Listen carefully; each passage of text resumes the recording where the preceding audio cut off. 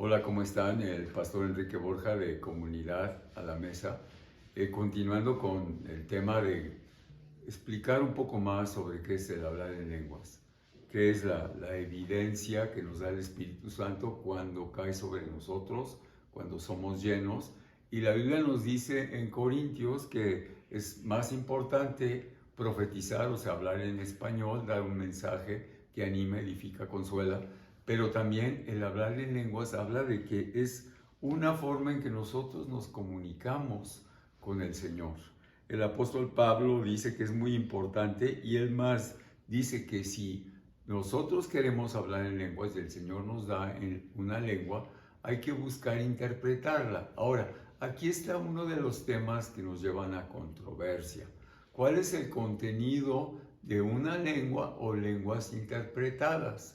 Mucha gente considera que el mensaje debe de ser de Dios hacia el hombre, pero en los eventos que se entiende, aunque la palabra de Dios explica, los mensajes siempre de las lenguas deben contener una alabanza o una exaltación o el hablar misterios del hombre hacia Dios. Es como que la lengua va dirigida hacia Dios y no profecía, sino entonces, ¿para qué es la profecía? Sino sería una duplicación del mismo don.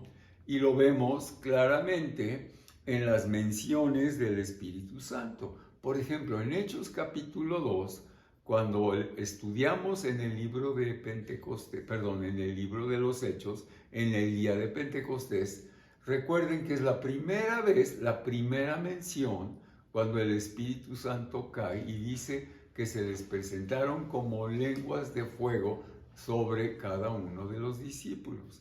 Ahora, ¿qué es lo que sucede? Que el Espíritu Santo decide en este momento descender o visitar a este grupo de discípulos y todos empiezan a hablar en lenguas.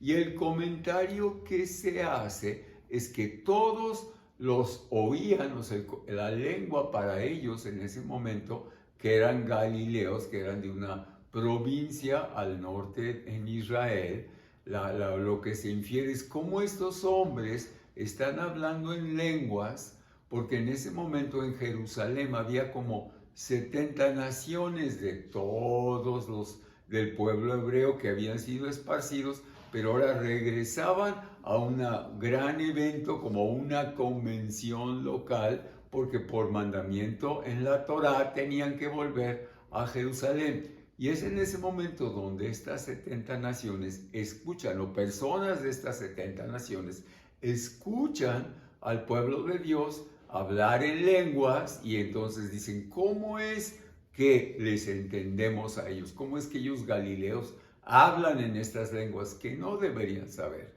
Y aquí entendemos lo milagroso. Estos hombres pudiéramos decir que eran bilingües, que a lo mejor hablaban griego, que a lo mejor hablaban latín con los romanos, pero ya otras lenguas fuera de ese entorno no.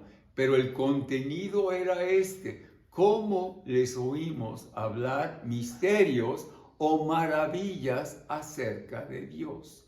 No eran mensajes para la gente que estaba alrededor o para ellos mismos. Todos los que lo oían escuchaban que ellos en esa lengua, que eran de diferentes nacionalidades, y la lista es así, nos describe el libro de los Hechos capítulo 2 de dónde eran estas personas, habían de Persia, habían de Egipto, había de Creta, habían de el mundo existente en ese momento, todos ellos los oían hablar en su lengua natal, algo que ellos no conocían, pero el contenido, a mí lo que me importa es que entiendas que el contenido era dirigido a Dios. O sea, eso es muy importante, para que no confundamos que la lengua es una interpretación, porque caemos en eso, y cada quien ya lo opera en formas diferentes. He visto tantas manifestaciones diferentes en esto, pero acá está muy claro. En la primera mención del hablar en lenguas, la gente está glorificando a Dios, está hablando misterios, se están dirigiendo al Señor.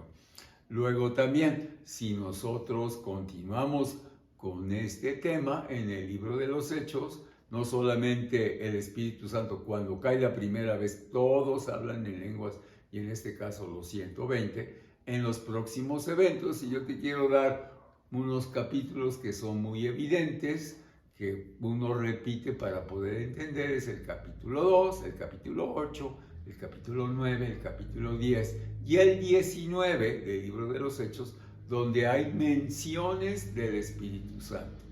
Se describe en todos ellos que algo espectacular tomó lugar, como sucedió en Samaria en el capítulo 8, como sucedió con Pablo, que le imponen manos y recibe el Espíritu Santo. En Hechos 10 también se menciona que hablan en lenguas. Los hebreos que acompañaron a Pedro se sorprenden que, igual que ellos, hebreos, ahora los gentiles, porque Hechos capítulo 10, se abre la puerta del evangelio y son los gentiles los que ahora hablan en lenguas, porque el Espíritu Santo y la promesa es para todos. Es más, dice Pedro en su primer mensaje, grabado en Hechos 2, dice que la promesa es para todos los que están lejos, para todos aquellos que el Señor llame. Eso quiere decir que hay muchos allá afuera todavía que tienen que venir, pero que también van a disfrutar. Y como vimos, si creen, hablarán en lenguas. Así es que te animo a que creas algo que es muy claro en la Escritura.